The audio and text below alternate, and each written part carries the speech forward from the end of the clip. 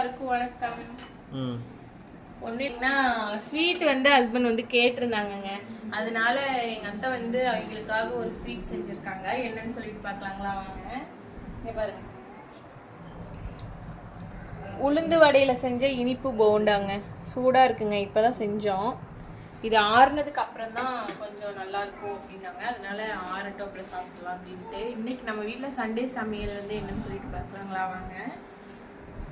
பார்த்தீங்கன்னா வெள்ளை சாப்பாடு வந்து வடிச்சது. இது வடிச்சு எடுத்து வச்சாச்சு. இது வந்து பார்த்தீங்கன்னா காரம் இல்லாமல் செஞ்ச சிக்கன் குழம்பு.